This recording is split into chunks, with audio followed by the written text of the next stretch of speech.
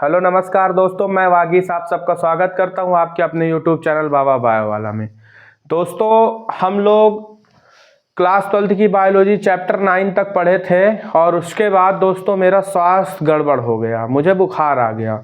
बुखार आने के कारण मेरे गले में जुखाम के कारण बहुत तगड़ा सा मतलब एकदम जो है वो जाम हो गया था। ये समझ लीजिए कि आवाज़ ही नहीं निकल पा रही थी, जिस कारण से आप लोगों को वीडियो नहीं उपलब्ध करा पा रहा था। मैं 10 दिन तक बीमार पड़ा रहा।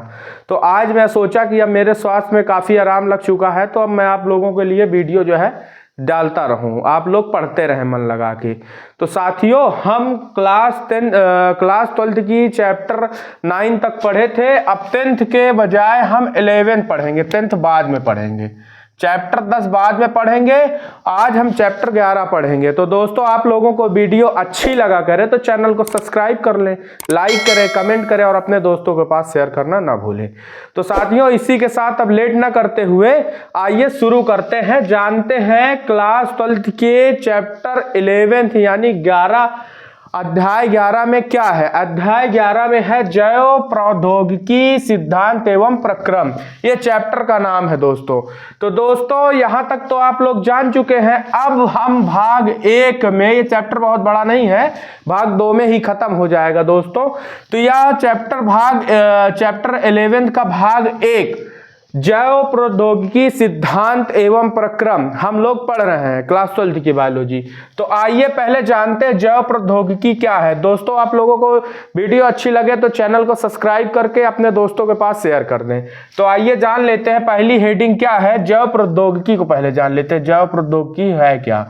जैव प्रौद्योगिकी विज्ञान की वह शाखा है जिसके अंतर्गत जैविक तंत्रों एवं जैविक क्रियाओं का उपयोग मानव कल्याण हेतु किया जाता है। क्या किया जाता है? मानव कल्याण के लिए जैविक क्रियाओं और जैविक तंत्रों का प्रयोग किया जाए, उसे हम क्या कहते हैं? यह विज्ञान आधुनिक शाखा जिसमें जैव रसायन, सूक्ष्म जीव, आणविक जीव विज्ञान, आनुवंशिकी आदि का अध्ययन विस्तृत उपयोग किया जाता है। इस शब्द का सर्वप्रथम प्रयोग कार्ल ईरके ने किया था। तो दोस्तों, क्या कह रहा है? मानव कल्याण के लिए जैव तंत्रिक मतलब तंत्रों का प्रयोग, जैविक तंत्रों एवं जैविक क्रियाओं का प्रयोग किया जाए, वह क्या कहलाता है? मानव कल्याण एवं जैव प्रौद्योगिकी कहलाता है। तो पहली हेडिंग तो आप लोगों ने जान लिया कि जैव प्रौद्योगिकी क्या है। विज्ञान की वह शाखा जिसके अंतर्गत क्या किया जाता है? मानव कल्याण के लिए जैविक तंत्रों एवं जैविक क्रियाओं का प्रयोग किया जाता है। उस क्रिया को हम क्या कहते हैं?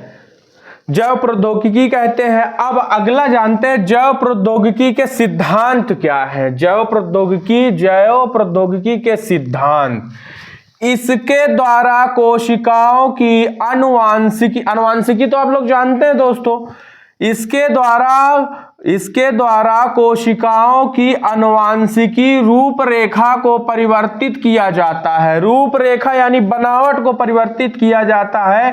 पुनर्उपयोग डीएनए के निर्माण हेतु वांछित जीन को बंधन एंडोन्यूक्लियन एंजाइम द्वारा तोड़ा जाता या काटा जाता है। उस क्रिया को हम क्या कहते हैं? जैव प्रौद्योगिकी के सिद्धांत कहते हैं दोस्तों।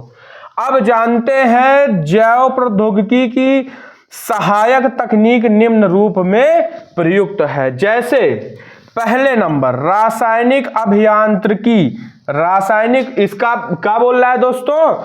जैव प्रौद्योगिकी की सहायक तकनीक के रूप में प्रयुक्त की जाती है क्या? रासायनिक अभियांत्रिकी। पहला नंबर जैसे में जान लेते हैं दोस्तों, क्या है पहला नंबर? रासायनिक अभियांत्रिकी। इसमें सूक्ष्म जीवों का कृत्रिम रोगाणु रहित वातावरण में संवर्धन कराकर जैव प्रौद्योगिकी उत्पाद प्राप्त किए जाते हैं, जैसे प्रतिजैविक एंजाइम आदि। क्या किए जाते हैं दोस्तों? इसमें सूक्ष्म जीवों का कृत्रिम मतलब जो माइक्रोस्कोप से देखने वाले सूक्ष्म जीव होते हैं रोगाणु रहित वातावरण में, यानी जहां रोग ना होता हो उस वातावरण में संवर्धन करवाया जाता है।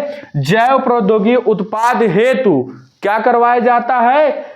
सूक्ष्म जीवों का कृत्रिम कार्य कराया जाता है, जैसे प्रतिजैविक एंजाइम आदि, या क्या कहलाती है? रासायनिक अभियांत्रिकी के रूप में आती है। अब दूसरा जान लेते हैं, दूसरा क्या है? आनुवांशिकी अभियांत्रिकी। क्या है? आनुवांशिकी अभियांत्रिकी क्या है? जैव प्रौद्योगिकी सहायक तकनीकों के निम्न रूप प्रयुक्त किए गए हैं। पहला क्या हुआ? रासायनिक अभियांत्रिकी, और दूसरा क्या है? आनुवांशिकी अभियांत्रिकी। आनुवांशिकी तो जानते हैं दोस्तों, पीढ़ी दर पीढ़ी जाने वाले लक्षण को अब हम क्या कहते हैं? आनुवांशिक कहते हैं। तो इसमें प्राणी शरीर के बाहर डीएनए में हेर फेर किया जाता है, जिसके फलस्वरूप उस प्राणी की नई आनुवांशिकी प्रभेद बनाई जा सकती है तथा इसमें नए लक्षण विकसित किया जा सके। आनुवांशिकी अभियांत्रिकी का आधार डीएनए का पुनर्योगज है। तो दोस्तों यहां तक तो आप लोगों को समझ में आ गया होगा। पहला क्या है? जैव प्रौद्योगिकी विज्ञान की वह शाखा जिसके अंतर्गत क्या करते हैं? जैविक तंत्रों एवं जैविक क्रियाओं का अध्ययन करते हैं। उस क्रिया को मानव कल्याण के लिए अध्ययन करते हैं। उस क्रिया को हम क्या कहते हैं? जैव प्रौद्योगिकी कहते हैं। फिर जैव प्रौद्योगिकी सिद्धांत, जैव प्रौद्योगिकी सहायक तकनीकों के प्रयोग कितने हैं? 2 प्रयोग। अब इसके आगे देखते हैं दोस्तों, इसके आगे क्या है। तो आप लोगों को वीडियो अच्छी लगे तो चैनल को सब्सक्राइब करके अपने दोस्तों के पास शेयर कर दें। दोस्तों इस टाइम मुझे गले में बोलने में अभी भी दिक्कत हो रही, पर मैं आप लोगों के लिए वीडियो बना के डाल रहा हूं। आप लोगों का चैप्टर धीरे धीरे पूरा जो है एक निरंतर रूप से मैं चला रहा था, मगर बीमार न पड़ता तो अभी तक ये मैं क्लास 12 की बायोलॉजी समाप्त करके 10th की स्टार्ट कर देता, फिर उसके बाद 11th, फिर 9th। तो दोस्तों आप लोगों को लग रहा होगा कि मेरे आवाज में अभी भी भारीपन और थोड़ा सा गले में हल्का सा जिसे कीलें ना चुभती हो, इसी तरह है। तो आइए अब अगली हेडिंग जान लेते हैं, ज्यादा समय और ज्यादा बातचीत न करते हुए अगली हेडिंग जान। तो साथियों अब अगली हेडिंग क्या है उसको जानते हैं। पुनर्योगज डीएनए तकनीक के साधन। पुनर्योगज डीएनए तकनीक के साधन क्या होती है पहले इसको जान लेते हैं। आनुवांशिक अभियांत्रिकी हेतु निम्न साधनों की जरूरत होती है, जैसे एंजाइम्स की जरूरत होती है। दूसरा क्लोनिंग वाहक या संवाहक की जरूरत होती है। तो एंजाइम्स को पहले जान लेते हैं। पुनर्योगज डीएनए तकनीक या आनुवांशिक अभियांत्रिकी में निम्न एंजाइम्स होते हैं। पहला क्या है दोस्तों विदलन एंजाइम। ये एंजाइम डीएनए के वांछित खंड उत्पन्न करते हैं, यानी जैसे या कोई डीएनए मान लीजिए या डीएनए की संरचना हो गई, या तो इसमें जो खंड उत्पन्न करते हैं उसे हम क्या कहते हैं? विदलन एंजाइम कहते हैं। तो विदलन एंजाइम भी 2 पार्ट में रख दिया गया दोस्तों। पहला एक्सोन्यूक्लियस और दूसरा एंडोन्यूक्लियस। तो एक्सोन्यूक्लियस को जान लेते हैं थोड़ा सा। ये डीएनए के 5 या 3 सिरों से न्यूक्लियोटाइड को पृथक करता है, मतलब अलग कर देता है। यानी ये डीएनए के 5 या 3 सिरों से न्यूक्लियोटाइड को पृथक करता है, जिसको हम एक्सोन्यूक्लियस कहते हैं। और दूसरा क्या है? ये हो गया। दूसरा क्या है? एंडोन्यूक्लियस। एंडोन्यूक्लियस क्या है? ये डीएनए के अणु को मध्य से काट देता है, यानी डीएनए में जो अणु रहते हैं उसको काट देता है बीच से। इसका काटने का काम होता है, एंडोन्यूक्लियस कहते हैं।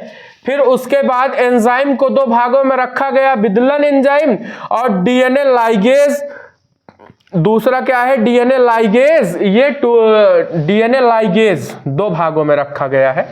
ये टूटे पूरक डीएनए खंडों को जोड़ते हैं। ठीक है दोस्तों, एंजाइम्स के 2 भाग, विदलन और डीएनए लाइगेज। तो विदलन तो जान गए, ये एंजाइम डीएनए के वांछित खंड को उत्पन्न करते हैं। और फिर दूसरा डीएनए लाइगेज, ये टूटे पूरक डीएनए खंडों को जोड़ते हैं, मतलब जो टूट जाएगा ये, जैसे ये तोड़ता है तो ये जोड़ देता है। कौन जोड़ देता है? DNA ligase. पहला हम लोगों ने एंजाइम पढ़ा, दूसरा हम पढ़ेंगे क्लोनिंग वाहक या संवाहक। तो संवाहक में निम्न विशेषताएं होती हैं, क्लोनिंग वाहक या संवाहक में निम्न विशेषताएं होती हैं। पहला, जैसे प्रतिकृतिकरण का उद्भव। ठीक है दोस्तों, डीएनए रज्जु का या खंड प्रतिकृति के समय, प्रकृति के समय आरंभ बिंदु के रूप में कार्य करता है। किसके? आरंभ बिंदु के रूप में डीएनए रज्जु का या खंड प्रकृति के समय कार्य करता है, जिसको हम प्रकृतिकरण का उद्भव कहते हैं। दूसरा नंबर था। अब उसके बाद दूसरा जानते हैं, मार्कर जीन या पहचान स्थल। मार्कर जीन या पहचान स्थल क्या है दोस्तों? इसको भी जान लेते हैं। क्लोनिंग वाहक या संवाहक का दूसरा नंबर है। तो मार्कर जीन या पहचान स्थल क्या है? या अरूपांतरित कोशिकाओं से रूपांतरित कोशिकाओं के वर्ण में सहायक होता है। फिर तीसरा क्या है? क्लोनिंग या पहचान स्थल, वाहक में प्रतिबंधन एंजाइम की क्रिया हेतु पहचान स्थल होना चाहिए। तो दोस्तों यहीं के साथ यह पार्ट क्लोज करते हैं, और नेक्स्ट पार्ट में आप लोगों के इसके अलावा जो हेडिंग बची है उसको पढ़ाएंगे। 3-4 हेडिंग और बची है, तो इस पार्ट को बहुत लंबा नहीं करूंगा मैं। अगले पार्ट में आपको थोड़े से वीडियो में बता दूंगा, वो भी आपका क्लोज हो जाएगा। फिर हम चैप्टर 12 पढ़ेंगे, फिर 13 जो भी होगा, 12th के बाद जो भी होगा उसको हम पढ़ेंगे। तो आप लोगों को वीडियो अच्छी लगी हो तो चैनल को सब्सक्राइब करें, लाइक करें और अपने दोस्तों के पास शेयर करना ना भूलें।